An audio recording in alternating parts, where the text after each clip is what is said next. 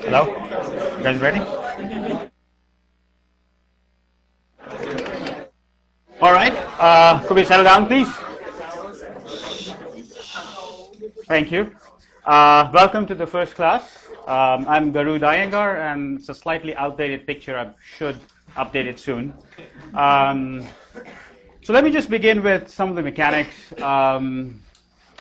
My office is room 314, which is right down the corridor here. It's the third or the fourth door. On Tuesdays and Thursdays, I've not put any office hours, but I'm here from 9 to 5, and I'm here for you. So whenever you find time, come by and chat. Even if you don't have any questions or anything, I'd like to know you, get to know all the students.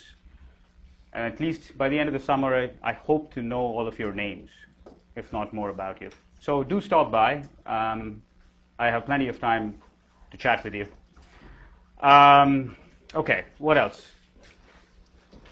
My email is over there. It's garud@ieor.columbia.edu.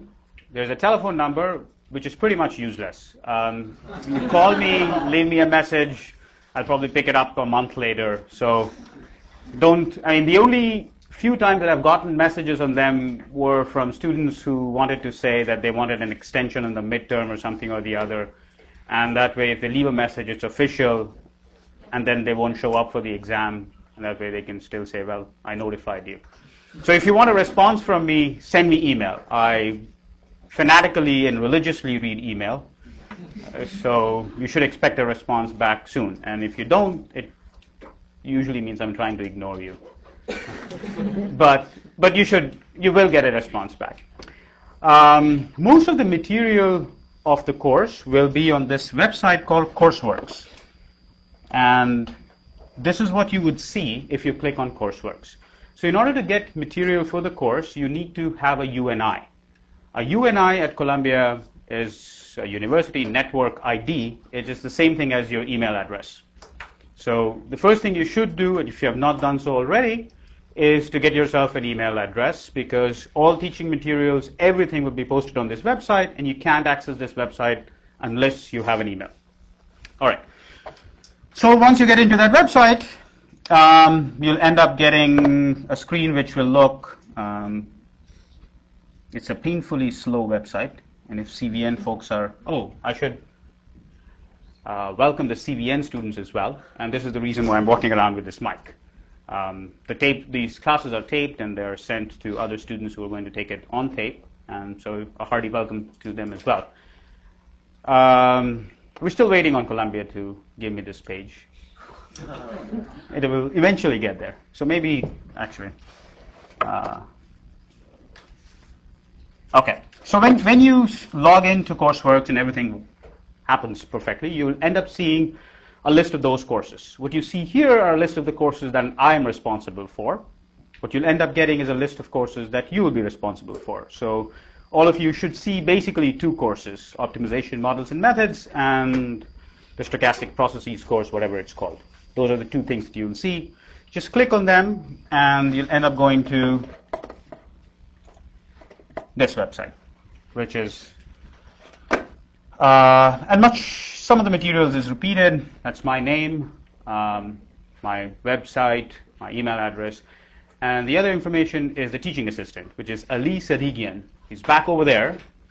Ali, can you just stand up so that people can see you? I can see you at least. He's going to be holding recitations, and the recitation, I should put it on the website as well, but the recitations will be at 4 p.m.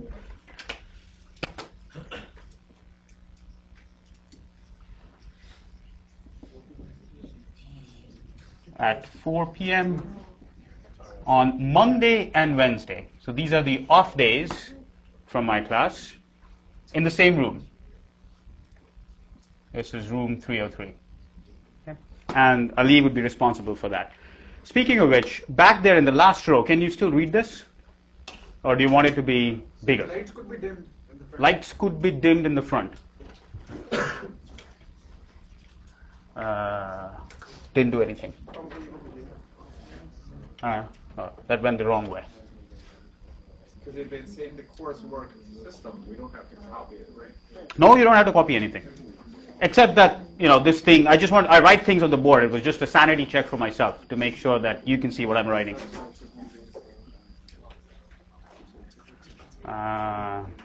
No. I don't know. That is not my forte. Yes, question. Is Wednesday the same as Monday? Is it a repetition, or is this going to be different? It's not going to be a repetition. Okay. This is an intense 6-week course. We can't afford to have repetition. Okay. So Mondays and Wednesdays are going to be different recitations. It's basically going to follow whatever is done in class. Okay. Okay. And probably the best way to catch Ali also is by email outside of the recitations. Correct me if I'm wrong. That's right. So phones are not a reliable mode of communication right now. And I dare not give you my cell phone number. So anyhow, next going on to the textbook, we'll be using a combination of lecture notes that I'll be posting on the Courseworks website, and where the lecture notes actually will show up in the syllabus tab over here. If you click the syllabus, you will see all the sessions listed out. Today's session is here. It will give you a short overview of what we are going to cover, and it will also tell you all the files that go with today's lectures.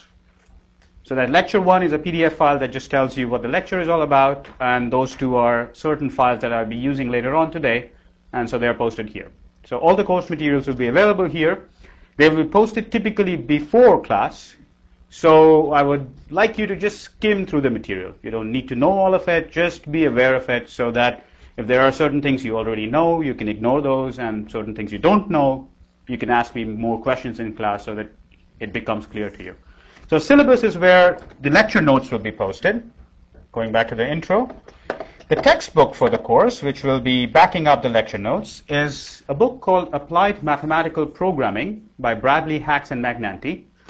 This textbook has gone out of print. It's a very good textbook, but it's available online, which is good. And you can get it on the Courseworks website if you go to the class files section. So if you go to the class files section, click on that, you'll end up going to the shared files area, and here's the textbook. All of their chapters and appendices and whatnot are listed. Today's class uses a material from Appendix A. So today's class is basically on basic mathematics, so we really won't start on optimization until Thursday. It's just so that those of you who have stayed away from mathematics for a while can come up to speed, and for others who have just seen it, it's always good to have another review. Most of that material is coming from Appendix A. Chapters 1 through 4 are linear programming, and so on and so forth. So in the lecture notes, I will clearly indicate what are the chapters that we'll be covering, and you can take a look at it from here. Okay, so that's the textbook. Now comes the sort of not so interesting part, which is the method of evaluation.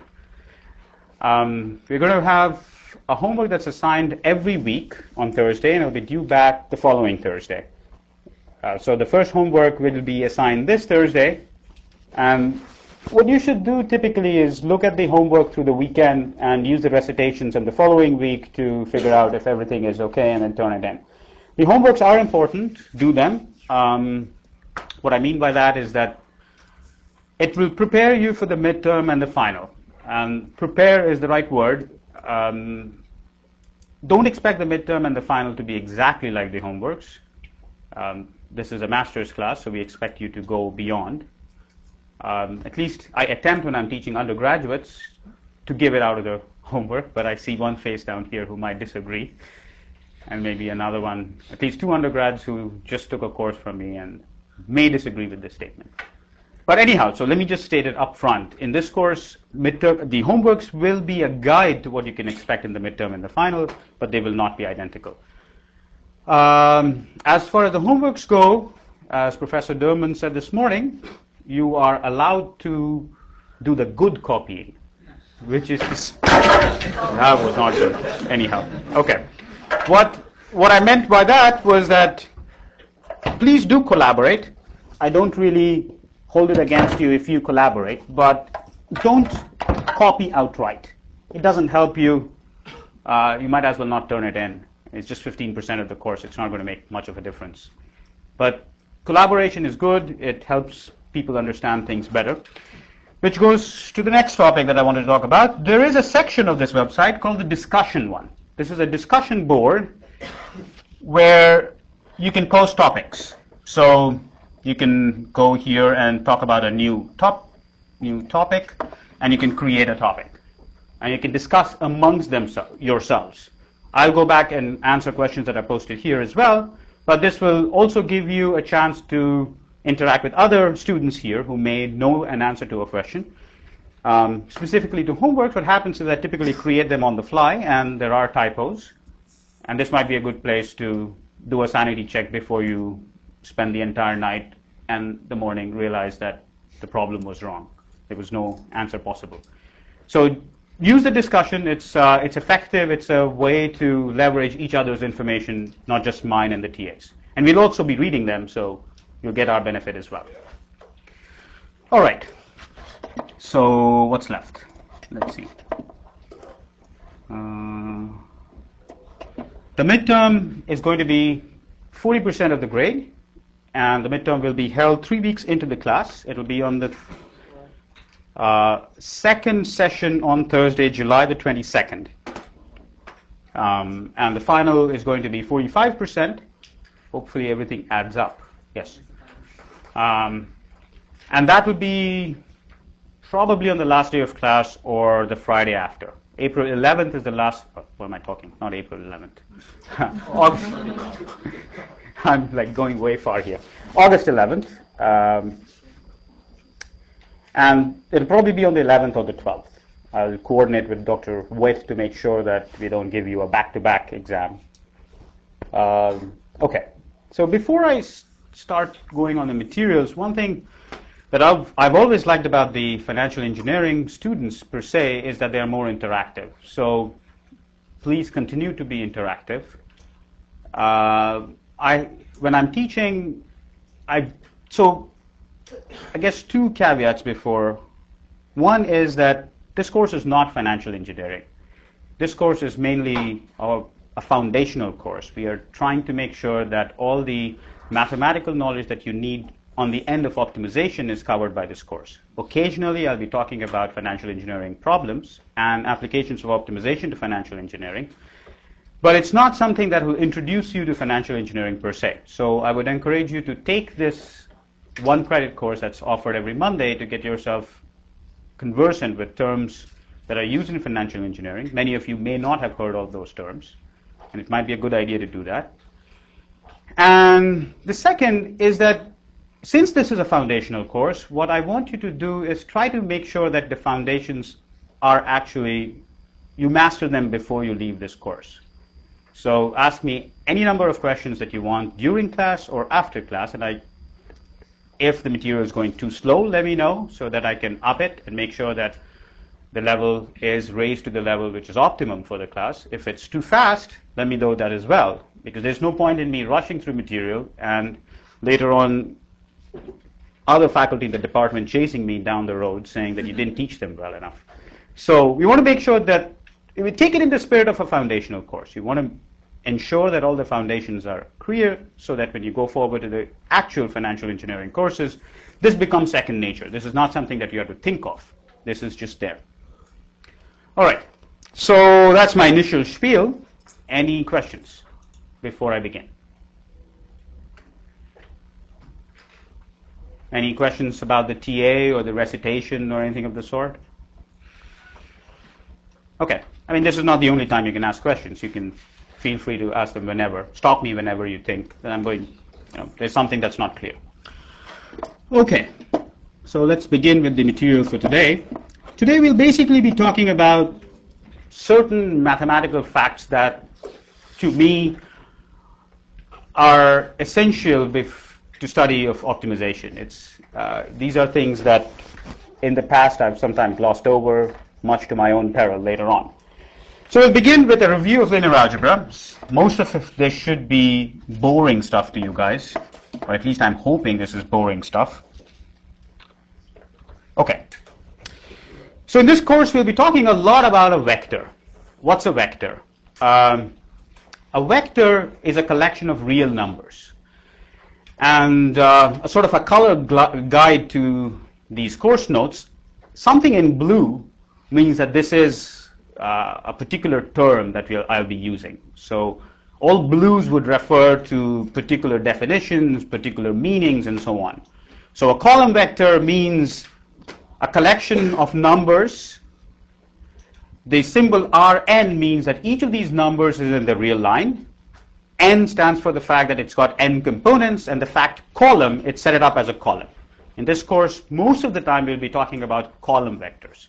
By default, all vectors are column vectors. Sometimes we'll talk about a row vector, which is the same thing which is turned over. The ith component of this vector would be referred to by x subscript I. Okay? So this is stuff that is something that I just want to go over to make sure that everything is clear. There'll be some special vectors that we'll be occasionally using. A zero vector, which means this is a vector where all the components are 0. A 1 vector is a vector with all components equal to 1. EI is a special vector where the ith component is equal to 1 and everybody else is 0. So when I say EI, it means that I'm picking out the ith component. That's sometimes useful to pick certain components out. All right, what can we do with vectors? We can multiply them with a scalar, and scalar is simply a quantity that belongs to the real line. And right there I've made an inconsistent lecture comment, and I should probably go and correct it. This is a term that I'll be using at times. So that should have been in blue, but it's in red. Just to make myself consistent. All right, so what do you do when you multiply a vector with a scalar? You just multiply all the components. That's a simple enough exercise. You can add and subtract vectors. What do? Just add each component. If x is a vector and y is a vector with n components each, that's what this symbol means, x and y both in Rn, then x plus y is simply defined as a vector where each component you just add them together. Clearly, this definition means that if you have vectors that have different sets of components, you can't add them. You can only add vectors which have the same number of components each. And same goes for subtracting. All right. Next story. A transpose of a vector. And what is a transpose of a vector? It's an operation that takes rows to columns and columns to rows. So if you've got a column vector and you take its transpose, you get a row vector with the same components. And if you take the transpose of the row vector, you get the column vector back. So transpose is an operation that takes rows from columns. Rows to columns and back. For vectors, this is a rather uninteresting operation. It doesn't do anything. I mean, if you can think in terms of columns, you might as well think in terms of rows. It becomes more interesting when you talk about matrices. Okay, another quantity that we'll be using a lot, and I'll come back to it once we bypass through matrices, is the notion of an inner product. An inner product of two vectors is defined as follows. You take two vectors, take the transpose of the first one and multiply it to the other one. And I haven't yet defined what multiplication is, because that comes with matrices, but for the moment just take that to be the definition. All you do is take the first component of the first vector, multiply it to the first component of the second vector, and the nth component to the nth component of the second vector, and add them up. That's the definition of an inner product. Why is this interesting? Once we go through matrices, I'll come back to inner product and show you that this actually would be, this operation would become a basis for linear programming that we'll be talking about starting Thursday. What are the properties? X transpose y is the same as y transpose x, which means the inner product of x and y is the same as the inner product of y and x. If you add two vectors x and y and then take their inner product with respect to a vector z, this is the same thing as first taking the inner product of x and z and adding it to the inner product of y and z. When you take the inner product of the vector by itself, x transpose x, that takes x1 squared plus x2 squared plus xn squared, That's what this notation means. This sigma notation means that you're summing components. You're taking the ith component, squaring it, and adding all of them. By definition, it's non-negative, because when you square a number, you get a non-negative number. In this course, there are not going to be any complex numbers, so we can just assume that squares are going to be non-negative. And therefore, if x transpose x is equal to 0, if and only if, that's what this double-headed arrow means, if and only if, each of the components is 0, which is the same thing as saying that the vector x is equal to 0. Right? So we'll define the norm of a vector, or the length of a vector, by taking the square root of x transpose x. So when you see these double bars anywhere during the course, what it means is that I'm looking at the length of a vector. And how do I define the length of the vector? I take the square of each of the components of the vector, add them up, and take the square root. That's your usual notion of the length of a vector. So these are the concepts that we will be using from vectors. For most of you, this should be something that you've seen before. If any of this is absolutely new, stop me right now and I'll explain some more. Anybody who here has not seen these concepts before, anytime? Okay. All right. So what question? So the next story in our basics is to generalize the notion of a vector. So vector is either a column or a row. It's just one collection of numbers. A matrix is a generalization. It now is a two-dimensional array of numbers. It's in real numbers, m times n. Each of the component is a real number. There are m rows down here, and there are n columns. So typically, you label elements of matrices by two subscripts, I and j. Each element a, I, j is in the real number, and it refers to the jth element in the ith row. So when I give you a bracketed term, what it basically means is this is the row element, and that's the column element. So it's the jth column element in the ith row. It has m rows and n columns. I'll typically be wanting to use particular columns and rows. So the notation that I'll be using in the course is capital A sub j refers to the jth column of the matrix A. Little a sub I would denote the ith row of the matrix, but now I'm going to take it and make it into a column vector. I don't like row vectors. Row vectors are annoying. As long as you keep everything as column, it's consistent. So I'll take the row. A sub I would refer to the ith row, but it's a row that has been turned over and made into a column vector. Makes life a little bit more convenient for me. All right. What can we do with matrices? Well, you can multiply them with scalars. You can multiply them. You can add them and subtract them. You can take transposes. This is the same thing. All of these operations are the same that we could do with vectors. Multiplying by a scalar means take every element of the matrix and multiply it by the same number. You can add, subtract matrices by doing the same thing that we did for vectors, which is add and subtract every component. Now, because this is a two-dimensional array, we have to make sure that the shape of this matrix is the same. If you want to add two matrices, the number of rows and the number of columns in these two matrices should be the same. And at this point, it should be sort of clear to you that vectors are nothing but special matrices. They just, a column vector is a special matrix which just has one column and n rows, and a row vector is a special matrix which has n columns and only one row. All right. What's the new stuff that we can do with matrices? We can multiply them. This is something that we couldn't do with vectors, or we actually did it to do the inner product. So in order for you to multiply matrices, you have to make sure that the inner dimensions of these matrices are the same. So if A is a matrix in m times n, and that n is in this ugly green, hopefully this is visible a little bit. If it's not, just assume that it's a blob of green there. B is in P times Q. Then the product of A times B is defined if and only if n, the number of columns in A, is equal to the number of rows in B. And the product, matrix C, ends up taking the leftover dimensions. The size of C, the number of rows in C is equal to the number of rows in A, and the number of columns in C is equal to the number of columns in B. The row comes from A and the columns come from B. And the ijth element of this matrix C, C sub ij, is defined by this summation. What it's doing is it's taking the ith row of the matrix A, that's the I here, and multiplying it and taking its inner product with the jth column. So let's do that on this little example here. The A matrix here is this matrix down here. It's got 2 rows and 3 columns.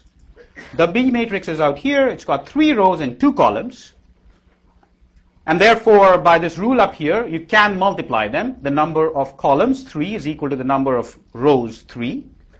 And when you multiply them, what do? The first element here is taken by taking the inner product of the first row with the first column. So you take this row, multiply it component by component with this column, add them up, that's what gives you 14.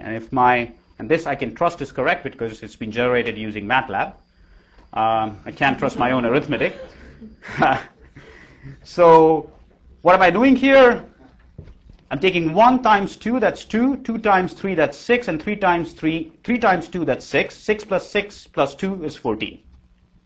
And similarly, when I get to the next term, what I'm doing is I'm taking this row, multiplying by the second column. So I is equal to 1, j is equal to 2, I1, j2, multiply them together, you get the second element. And now I'm clearly screwed up here.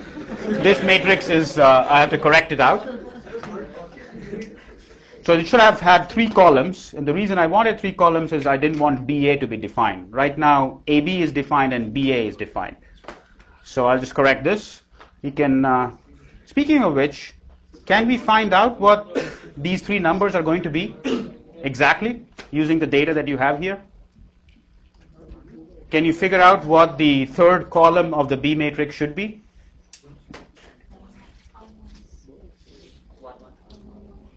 1, 1, 1. Is that the only solution possible for this particular case? Or in general, there could be more than one solution? All right, so for now it's 1, 1, 1, and that's what gives you this answer. I should correct that. All right, so in this particular case, both AB and BA are defined because the number of columns here is 2, and the number of rows there is 2. But if I put an additional column of 1s here, then AB is defined, but BA is not defined. All right, good. We'll be using a matrix vector multiply quite a bit. So a vector is nothing but a special matrix which is r raised to the power p times 1 column, and it's defined only if the number of columns in the A matrix is equal to the number of elements in the x vector. And if you define the y to be A times x, then I want you to think about this vector y in 2 different ways. It makes it easy to consider them from 2 different interpretations. So I'm just going to write it out here. So y is a vector which is A times this vector x1, x2, x3, and so on up to xn. So this vector, I can think of it in 2 different ways. I could replace this A by its columns, which is A1 transpose, A2 transpose, all the way up to AM transpose. I'm assuming that the matrix A has m rows. And I can hit that with the vector x. And this time I get a vector which is A1 transpose x, A2 transpose x, and so on up to AM transpose x. So this is what I call a row interpretation. You're defining every row of this vector y. Okay? This interpretation is good when you're talking about linear equations. Another way of looking at it is to look at the columns of this guy. I'm going to replace the matrix A by its n columns and multiply it by this vector x1, x2, up to xn. And I'm going to think of this as a formal multiplication. I'm going to multiply column A with the first component, column B2 with the second component, and so on, and write this as x1 A1 plus x2 A2 and so on, plus xn an. This is what I'm going to call the column interpretation. All I'm saying, it's the same thing. It's the vector y is the same. In one way, I've defined to you what the various components of this vector y is. In another interpretation, what I'm doing is I'm summing up the columns by multiplying them with the components of the x vector, and you get the y again. So both of these are basic stuff that if you've seen linear algebra before, it's something that you would have come across. It's just that I like to think of it differently because you can here think as if this y vector has been formed by taking n different column vectors and putting a weight on them and adding them together. In this interpretation, you can think of the y vector as being created by taking different rows and multiplying them with x. When we talk about linear programming, it will turn out that going easily between this view and that view can help understand what happens in a linear programming algorithm. For now, it just seems like an exercise in writing things one way or another. All right.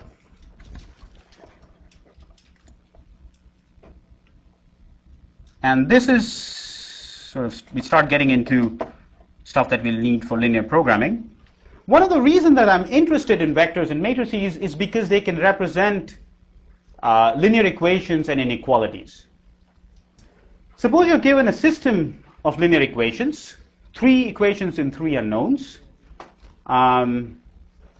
Let's just ask a question at this point. How many solutions can this set of equations have?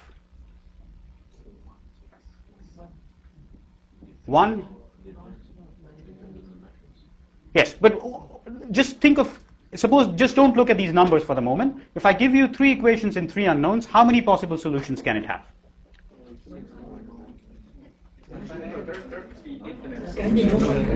Under which, so let's go one by one.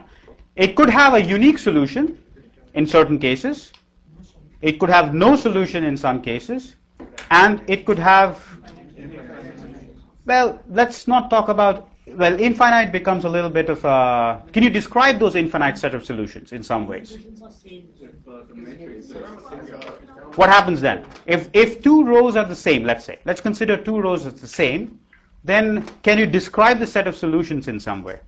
Of course, there are infinite of them.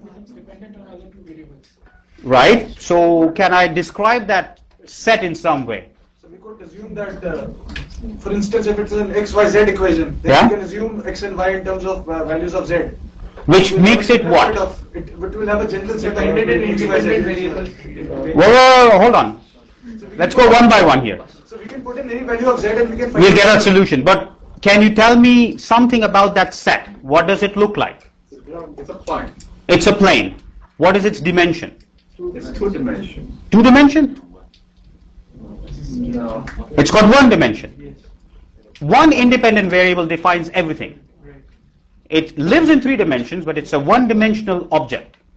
And so these are things that I will not be covering right now, but it's something that you might want to look into Appendix A. We don't need it right away. We will need it in linear programming. I'll come back to it again, but that's some of this linear algebra fact is something that you should review. It's there in Appendix A of the textbook. Just take a look at it before we start next Tuesday's lecture. We'll need dimensionality then. All right. Going back to much more basic stuff here. I can think of this set of equations in this matrix vector formulation. I'm taking the matrix, multiplying a vector to get another vector. Or I can think of it as adding up 3 different vectors by x1, x2, x3 and making it equal to another vector. Both of these interpretations are interesting and important at various locations. This interpretation says that this vector, 2, 7, 3, must be in the range of the vectors, this one, that one, and that one. And that's how you can solve them. When you put them into this matrix vector formulation, you don't quite see the range formulation. But if you put them into columns, you start seeing that there are ranges. And if, say, 2 of these vectors are the same, what does it mean? It means not every vector can be represented. You've got only 2 vectors in a 3-dimensional space. If you take any linear combination of them, you can't possibly get all possible vectors. Getting that interpretation here is a bit tough If two rows are the same, you get a nice interpretation here. But if two columns are the same, it takes a little bit of work to show that. So keeping both of these ideas in mind makes it much easier to understand what's happening. The same interpretation works for linear inequalities. So if all of this was not an equality but an inequality, and what does it mean to have an inequality there? It means component-wise. So the first component of the vector that I generate on the left-hand side is less than the first component of the right-hand side, and so on. And we'll see that probably starting Thursday. Excuse me, sir, could you please repeat this last part? Which one? The last part, the column formulation part. So column formulation, it's all I'm saying is I'm taking those same matrices and I'm writing it a slightly different way here, right? So let me actually give you an example here that make it maybe a little easier to understand what I'm trying to say. And where is my beautiful pen? There it is. So if you take this matrix, say 1, 2, 3, 7, 14, 21, 3, 1, 2 times x1, x2, x3 is equal to whatever it was, 2, 7, 3. Yeah. Okay. So if you just stare at this equation, it's not very clear that using this matrix you cannot get all possible right-hand sides. If you just look at this matrix, you just stare at this matrix, it won't be very clear. But if you put it into a column form, 1, 2, 3, x1 plus 7, 14, 21, x2 plus 3, 1, 2, x3 is equal to 2, 7, 3, then you immediately see that this vector is 3 times that vector. And therefore, on the left-hand side here, you really have 2 different vectors at most. So take whatever linear combinations that you want of those 2 vectors. You can't possibly span all vectors. You cannot get all 3-dimensional vectors. And so just keeping this interpretation in mind sometimes just helps you. But then you can stare at this thing and say, look, I can take its transpose. If I take the transpose of this matrix, I end up getting another equation. And there it's very clear to me that I can't get all possible solutions because now this row and that row becomes rows and it's very clear. It's just a little trick. It's nothing deep, nothing fundamental. If you know how to work with matrices, this is not something that you should pay too much attention to. But if it's not, yes? How would you check if the right-hand number is in the span of those vectors? All right, let me throw this question back to the class so that let's just check how many of you remember. How would I check whether this vector is in the span of these 2 vectors? What would I do? So meaning that, does this have a solution? If it has a solution, it has infinitely many solutions. But how do you check whether it has a solution? Use the determinant and then you use the Kramer. The determinant of this will be 0. And you use the Kramer rule. But Kramer rule won't work, right? The determinant will be 0 for this equation. Kramer rule works when you have consistent set of equations. So the determinant of this matrix will be 0. So how do we check whether this is in the span here? What do we do? You will form an expanded matrix. Right? And then it works out. Well, we can use the idea of this Kramer rule. We know that if it is in the span, this is an incomplete answer. I'll come back to it when we need it. If we know that if it's in the span, it must be in the span of this vector or that vector, or this vector and that vector, whichever is convenient. So let's drop this vector for the moment. And you create a 3 by 3 matrix taking this vector, and that vector, and take its determinant. If determinant is equal to what? The determinant should tell me something whether this is in the right span. So if it's 0. If it's 0, Then the solution, there can be a solution. there can be a solution. So if you take the determinant of these 3 guys, and if it's 0, it means that this fellow is dependent on those 2 guys somehow, because these 2 are linearly independent. And therefore, if this fellow, together with these 2, makes a linearly dependent matrix, which is the same thing as saying the determinant is 0, then there is a solution. But we'll come back to this story again. There is an easy way to check it. I mean, the basic story here is that there's an algebraic way of checking it, which is another thing that let me just tell you in this course. We want to not make this course a math course, which means that every time you have a question like this, what I really want you to think about is how can you compute an answer? Whether you use MATLAB or Excel or whatever, I don't really care. But don't think in terms of hand calculating things. They don't scale very well. You can hand calculate 3 by 3. All the examples will be 3 by 3 or 2 by 2 in class, but when you really try to work with optimization problems, 3 by 3 are too baby a problem. You don't even need any of these techniques. You could probably just do it. It's larger dimensions, starting at around 10. Trying to do hand calculations of 10 is not recommended. And this particularly goes for homeworks. When you do the homeworks, think in terms of computation. Don't think in terms of trying to find a solution for a particular problem that's given there. And sometimes what happens is these numbers turn out to be beautiful. You get an answer. But if those numbers were just slightly off, your entire hand calculation goes off. And this is also a personal bias because my arithmetic is horrible. So I'd rather trust a solver that will give me a foolproof solution rather than trying to rely on arithmetic. And that technique scales, whereas arithmetic kind of just dies after a little while. Okay. So that's the story of at least the introduction of what matrices and vectors are, and we'll come back to the story of dimensions in the next class. One thing that I want you to sort of start thinking about immediately, because we'll need it in terms of trying to do linear programming later on, is the story of inner products, the angle between vectors, and what does an inner product equal to 0 mean? So this is something that, this is a geometry that all of you probably know from way back when. So the inner product, we have defined it as, if you've got a vector A, let's just take it as two-dimensional for the moment. I can draw some pictures for you.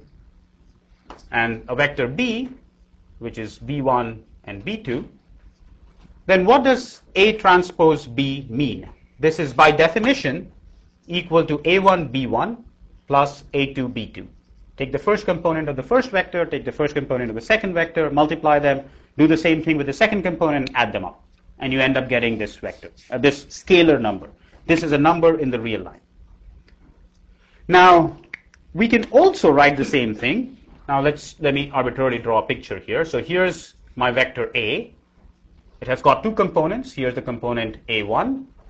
Here's another component A2. And let me try to get a different color. Let's put a vector down here. That's my vector B.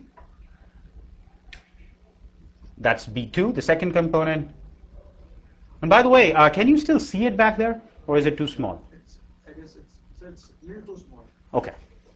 So just don't sit there, complain, so that I can know. Otherwise, I'll blasely go along. Can you write in black? Can I write in black? If I can find the pen. Yes. So don't rely on Ali to complain. For some time, he'll help you, but then you're on your own. All right. Looks like everybody likes black. All right, here we go.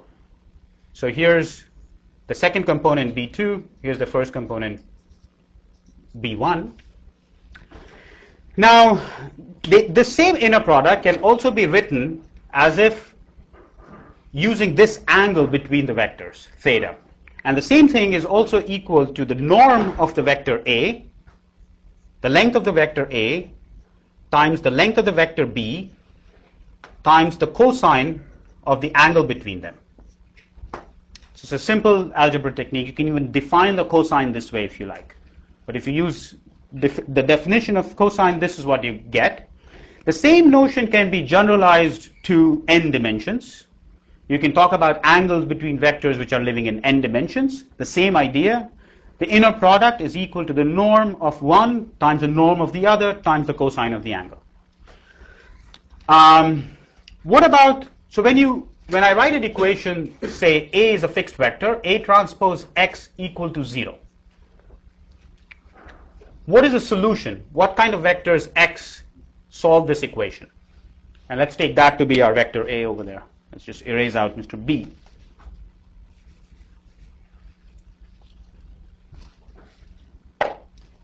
So if that's the vector A, what is the solution of this equation? A transpose X equal to 0. If you use the definition here, this is the same thing as saying that the norm of the vector A times the norm of the vector X times cosine of the angle between X and A must be equal to 0. If the vector A is equal to 0, well, then A transpose X is equal to 0 for everything. If the vector A is not equal to 0, then you get a 0 two ways. You can either get the vector X is equal to 0, or you could have the angle between them to be 0, or the cosine of the angle between them. The cosine is 0 if the angle is 90 degrees. So you end up getting at this line, which is a horrible drawing.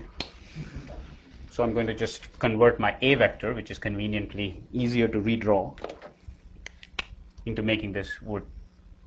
That's A1, and that's A2. So this black line is the solution of all vectors X. This is all X such that A transpose X is equal to 0. It's a line perpendicular to the vector. In R2, it's a line perpendicular to the vector. What will be it in R3? A plane. In general, in Rn, what will it be?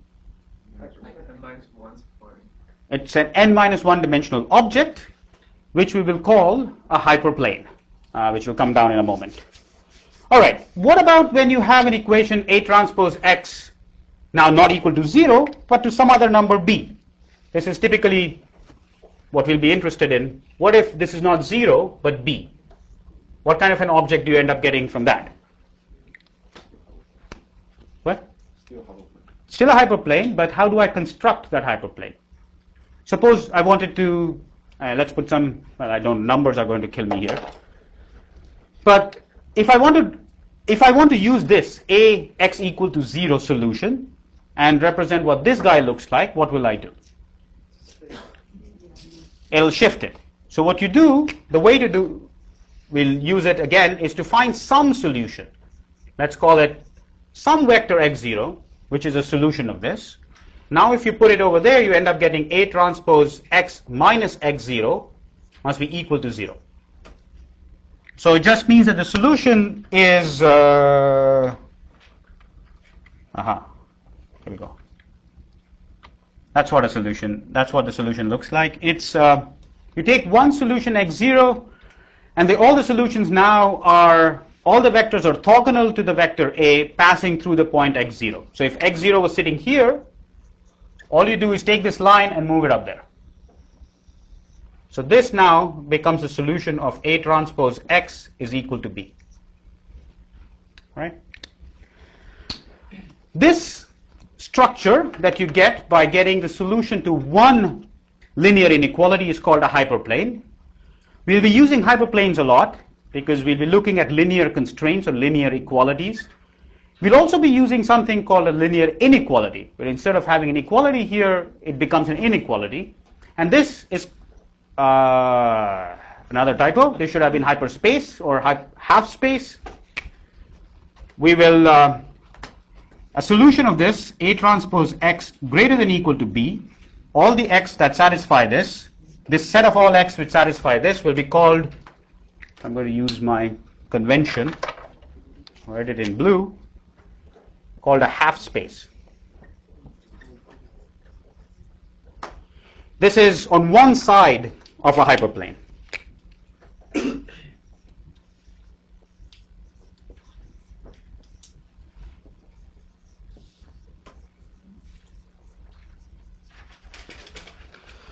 All right? Okay. So that sort of sums up the very basics of vectors that I would like you to remember.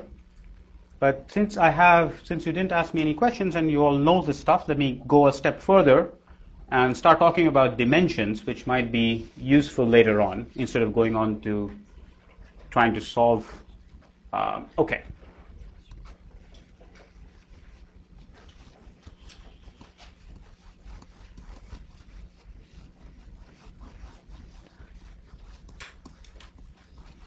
So another thing that we will need occasionally is the notion of a dimension of a set of vectors.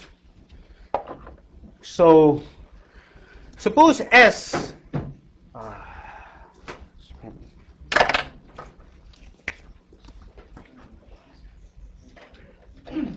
S is given to be a set of vectors, say x1, x2, x3. And here's a numerical example. S is equal to the vector 1, 2, and the vector 1, 0. We'll occasionally talk about something called the span of this set S.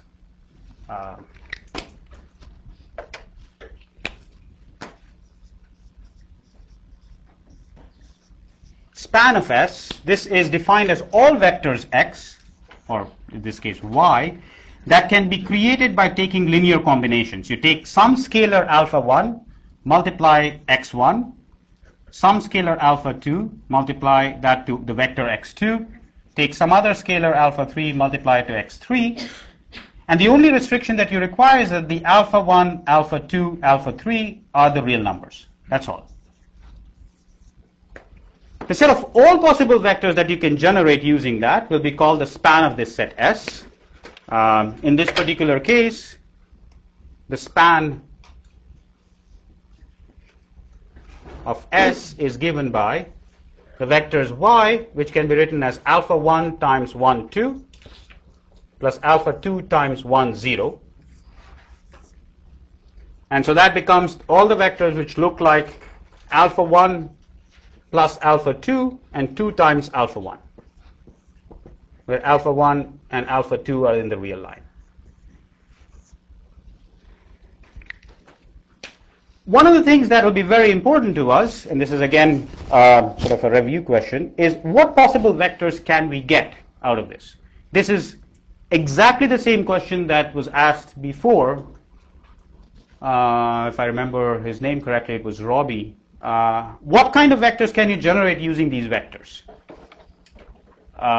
This was the question that was asked before. I had posed that question as a solution of linear equation, but really it's a question about spans. What kind of vectors can I generate by using some set of vectors? So in order to answer that question, we want to figure out. So let's ask this particular case. In this particular case, how can I generate any possible vector by taking these two vectors? Any possible vector in R2 by taking these two vectors?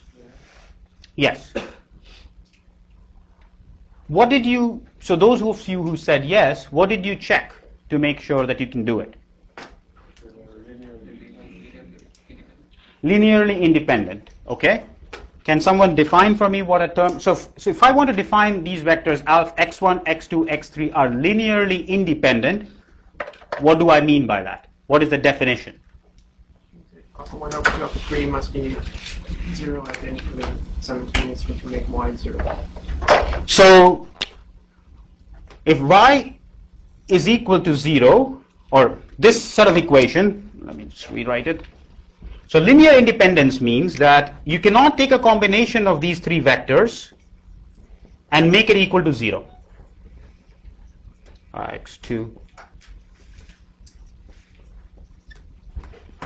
This set of equation has only one solution, which is alpha 1 equal to alpha 2 equal to alpha 3 equal to 0. The only way you can make a combination of these three vectors equal to 0 is if you take all of them equal to 0. If this happens, if this is true, that a combination of these vectors is 0, if and only if all three of the alphas is 0, then this implies that x1, x2, x3 are linearly independent.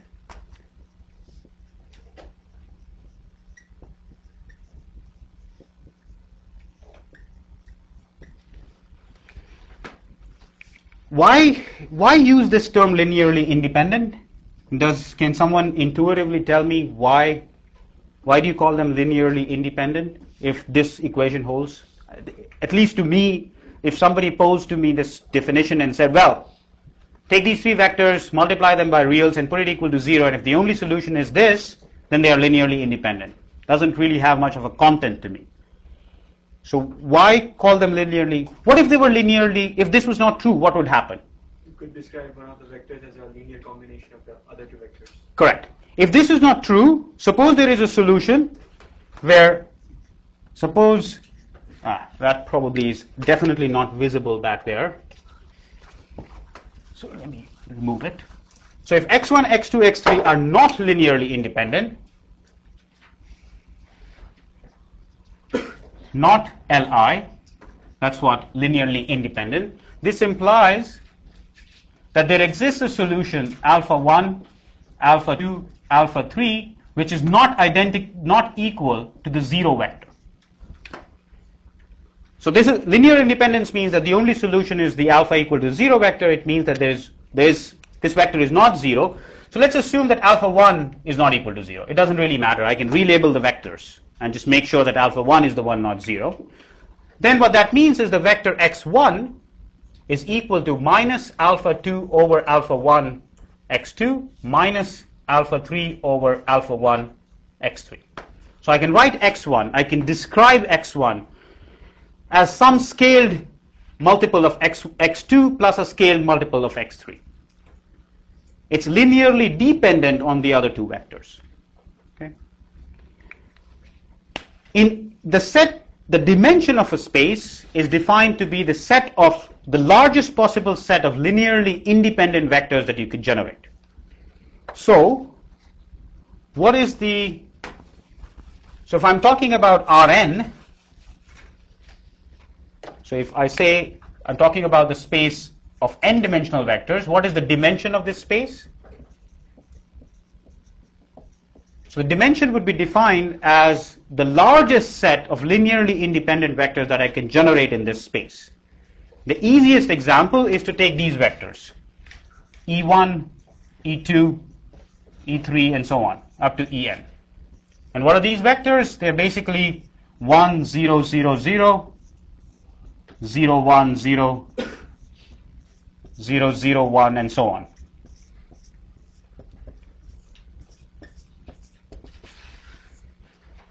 Clearly, this set of vectors is linearly independent. Why? Because only one of them has a 1 sitting in every component, which means that you cannot describe any one of them using any of the others. That's absolutely not possible.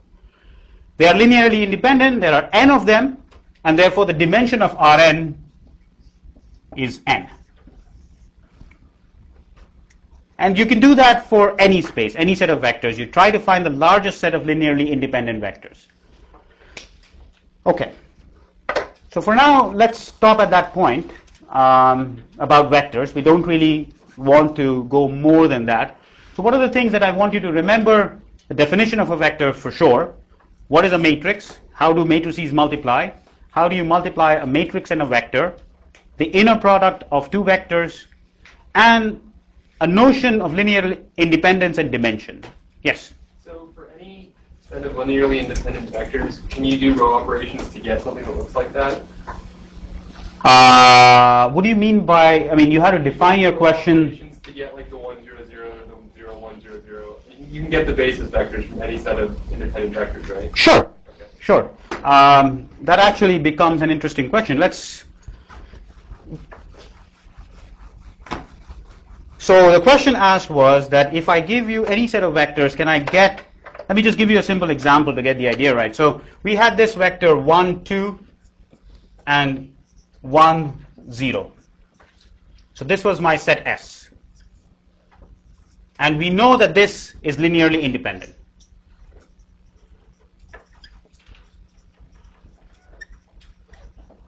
Why can't I just stare at it and say it's linearly independent? If I just look at this, only one of them has a non-zero component sitting down here. There's no way I can make this vector equal to the other. And that's sort of the same trick as here. This is linearly independent. Each of these vectors are in R2, which implies that the largest set is of size 2. And I found a set of size 2, which means that any vector in R2 should be representable using these two vectors. In particular, I should be able to find an alpha 1 and an alpha 2 such that this is equal to E1, the basis vector. Another set alpha hat 1 and a alpha hat 2, which is equal to 0, 1, which are non-zero. If I can't solve these equations, it means that these are linearly independent, which is not possible. In R2, only two vectors can be linearly independent, and these two are linearly independent, which means that there exists a solution for both of these. Find them, and you've written the basis with respect to any other vector. And the same idea generalizes to Rn. Okay. Any other basic question about vectors and matrices that you want answered before we go on? Okay. The next step that I want to do today is review some basic calculus. And here's what. So we'll be using, and what is, so the first set of notes are basically about using one-dimensional functions. And what is a function? A function is a map that takes a real number to a real number in this case. So it's a one-dimensional function. For every real number, it attaches another real number. We will call that function differentiable at a certain point. So if f is the function, we'll call it differentiable. And for the most part, we will talk about only differentiable functions in this class. We'll not worry about anything else, which means that f has to be continuous at the very least. It is differentiable if this limit exists. Limit delta going to 0, fx plus delta minus f of x divided by delta. So differentiable at some point x0, which means that this is x0. Right? It's twice differentiable if the same limit exists for f replaced by f prime. In practice, nobody ever bothers with checking these limits.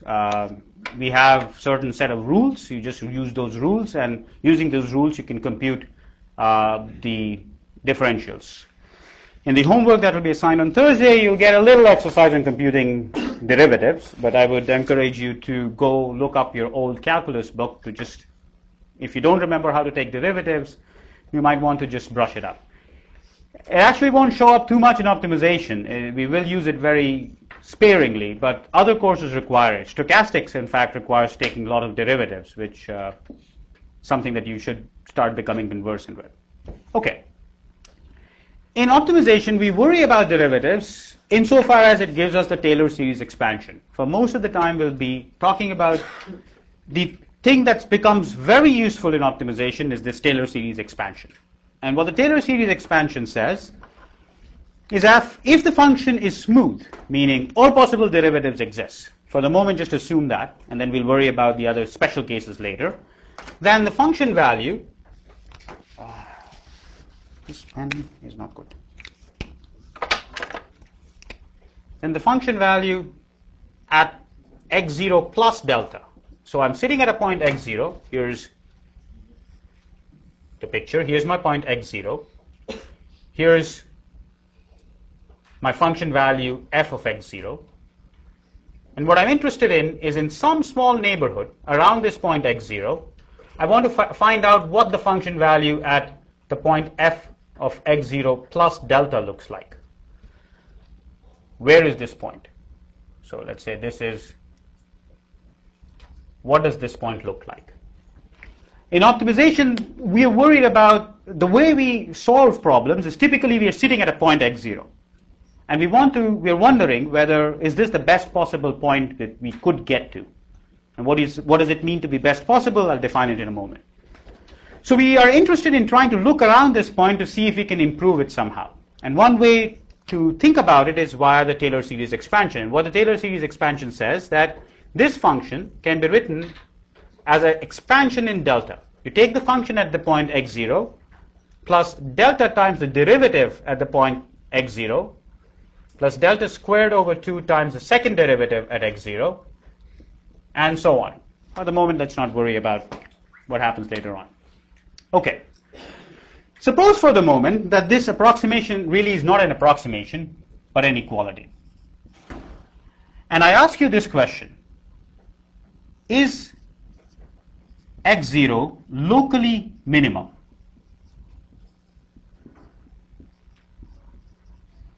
The word here is locally. What does it mean to be locally minimum? What it means is that there exists a delta positive such that the function value at the point x0 is less than equal to the function value at any point x whose absolute value difference from x is less than equal to delta. That's a definition of a locally minimum. I don't care what happens to this function very far, far away. In fact, I couldn't possibly say anything about it. But at least if I just perturb it slowly near this point, then I can do no better than x0. Near the point x0, I'm going to go up. Okay? That's something that I want to conclude. I want to find out certain properties of the point x0 and the function at the point x0 such that this is true. I don't want to go about checking every x in that interval. That's just impossible. There are a whole continuum of them there. I can't check them all. So I just want to use this Taylor series expansion somehow to make some statement about this. Okay? So how does one do that? Can I use some information here in the Taylor series expansion to answer this question?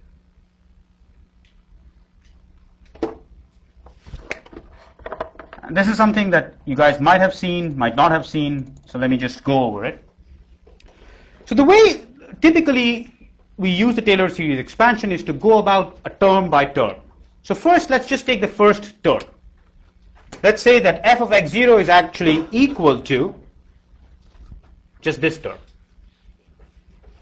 Take the first term and say that f of x0 plus delta is actually equal to f of x0 plus delta times the derivative at the point x0. Okay? And if I want to make sure that f of x0 is always less than equal to f of x, for every x as I change x from x0 with plus or minus delta, let's make it delta 0 here, just to make things a little easier. This is the same thing as saying f of x0 plus delta, which is equal to this, must be less than equal to f of x0 for every delta less than equal to delta 0, with absolute value less than equal to delta 0. Right? What? Sorry, I'm looking for a minimum here. So I want to make sure that this is true. So what does it mean about this derivative? Somebody said positive. Non-negative. 0. We should take a majority vote and just resolve it. All right. So those of you who said positive, let's. Could I have a volunteer from the positive-speaking people to justify for me why they said positive? This is important, and we will. The correct answer is 0. So, but those who said positive, why did they say positive? It'll just. I mean, I just want a volunteer so that we can just discuss it, and that's an important point that will make it clearer. There is an inequality there. But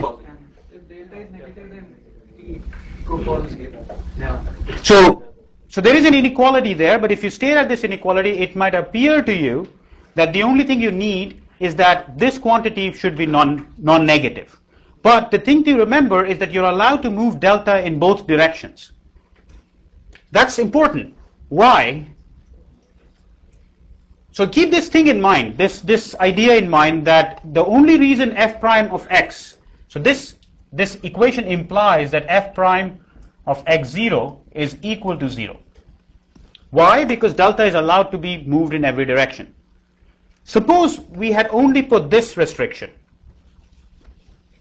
and that's just a little bit generalization. Delta minus delta 0 less than 0. What would happen then? You're only allowed to move in one direction.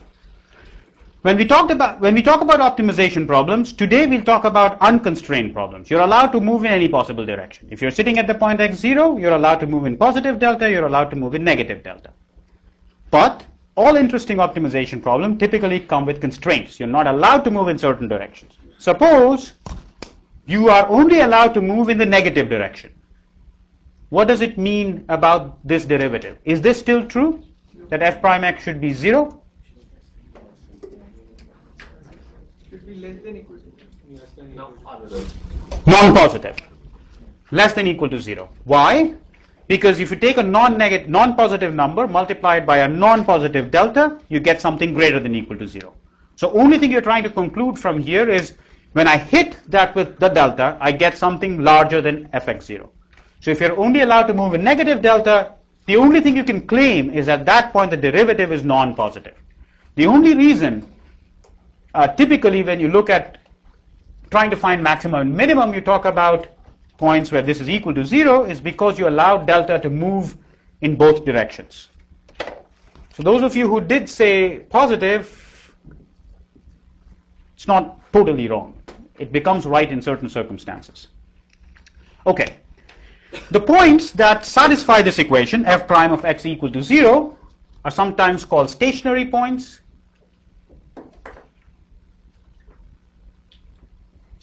They're sometimes called critical points. These are both names that are given to these points. I tend to favor this nomenclature, so we'll call it stationary points. But critical points is another thing that typically is used. Okay.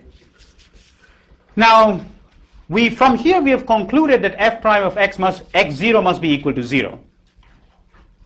If this is true, does it mean that x0 is a minimum point? No. Why not?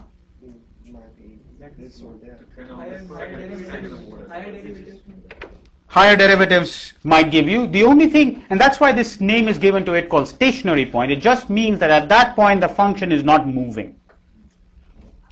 F prime of x0 equal to 0 means that if I move in plus or minus delta, nothing happens. At least to first order. The function is stationary. So now pictorially what is happening is here's the point x0, here's the point f of x0, and you're sitting here. So what the first order condition tells you that the function looks kind of like that. It's not doing anything. So the next issue is how do we figure out whether this function is doing something like this, in which case it's a minimum, or doing something like that, in which case it's a maximum, or doing some other thing, which I don't know what it's going to do. So to do that, let's go to the next one. Take the second order Taylor series expansion.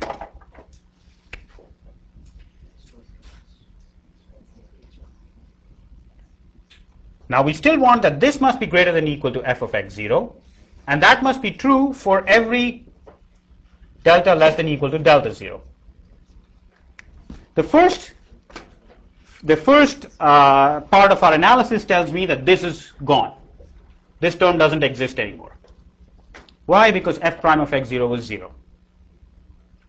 Okay? So now what does it tell you about this what does this equation tell you about f double prime of x0? What must it do? Non-negative. Now suppose I start telling you things like, well, delta is only negative. Does it make any difference here? No. Why? Because you're taking a square. All right. That must be true. Okay. Suppose a point x0 satisfies this. Does it have to be a local minimum?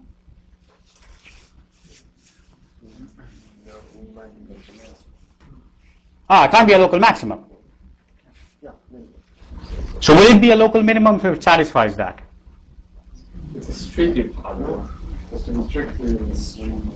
So the only thing, so here comes a little bit of a problem. Again, this is a subtle issue which may or may not show up again ever in this course, but it's something that I want you to remember. The fact that this is true only implies that f prime of x0 should be non-negative. At that point, the second derivative could be 0 at a local minimum point. But the fact that the local minimum is the second derivative is equal to 0 does not allow it to be a local minimum. So one way implication is true, the other way is not true. So this means that this way is necessary. It must be true that at a local minimum f double prime of x0 is greater than or equal to 0, but it is not sufficient. Making that happen does not imply that it is a local minimum. And sort of the textbook example for that are these two functions. So if you take function f1 of x to be equal to x cubed, and f2 of x to be the function x to the power 4, then if you look at this function and take your x0, the point at which you're going to test, to be equal to 0, then this function looks kind of like that, and this function looks a flatter version of x squared. So f1 prime at 0 is equal to 3x squared at x is equal to 0, which is 0. F double prime of 1 at 0, which is equal to 6x at x is equal to 0, is equal to 0. F2 double prime of x is actually equal to 4 times 3, 12x squared at x is equal to 0, which is also equal to 0. So here you've got a double derivative which is equal to 0. There you've got a double derivative which is equal to 0. In this case, 0 is a minimum. In this case, what is 0? Inflection. Point of inflection. What does it mean in normal plain English? What happens at a point of inflection? What changes sign? The slope of the function changes sign. So this, in this case, it becomes a point of inflection.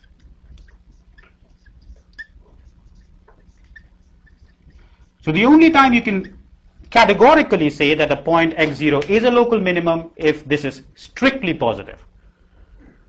But you could get a local minimum where this is not strictly positive, which is here. In this example, you get a local minimum at the point 0 where the double derivative is 0. So there is a gap between going from one to the other. When we are going to do nonlinear programming, this gap is going to show up. This gap has implications for optimization.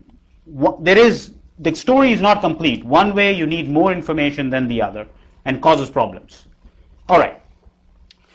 So if I really wanted to check whether a point x0 is a local minimum, and I could compute derivatives till this world falls apart, how do I do it? What do I have to check? If I can keep on taking derivatives, what is the test for checking for local minimality for a one-dimensional function? Does anyone remember from, I don't know, I at least learned this in high school calculus, but maybe undergraduate calculus. What would you do? What? First derivative equal to 0 for sure. Second derivative non-negative, but suppose the second derivative becomes 0, then I can't tell whether this is a local minimum or not. What do? Take third derivative, and what happens now? If the third derivative is positive, Has to be zero. okay. Then check the fourth order derivative. Okay. Suppose all of them are 0 in general. What is and so I just want a generalization of this idea. When you take suppose the nth order derivative is positive. So for some, let's say the 13th order derivative at the point x0 is the first point which is positive. Let's say I keep on taking derivatives, all the derivatives up to the 12th order are 0. The 13th one is the first one that becomes positive. Is x0 a minimum? What kind of a point is x0? It doesn't reveal any. It does. It does. It does reveal information. Take this example. What is the first derivative that will be positive for this one? Third order. If the 13th one is, there's not a polynomial because I'm going to evaluate at the point x0. You get a number. So this positive means, what is this? If it's not a minimum, it's not a maximum, what else can it be? Constant? Point of inflection. And what about if F12 was the first one which is not 0?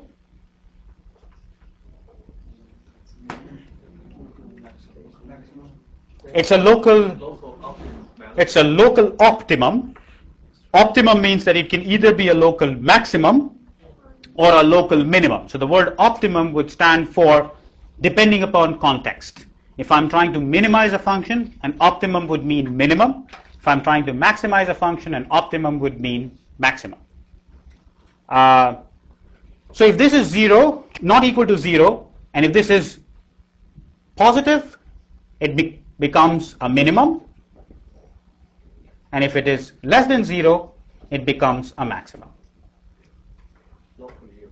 Everything is local. Everything here is local. There's nothing global.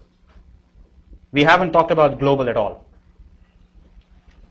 So, yeah, the question was, is this a local or a global? Global is something I've not defined. We'll talk about it when we meet again. But one thing that you should keep in mind that anytime you're talking about derivatives, you cannot say anything using derivatives to what the function does far, far away. Derivatives always talk about things that happen locally. You can't make any statements about things that are happening far away by taking derivatives. You've got to do something more than simply taking derivatives. And that's what we will start at, 3:45.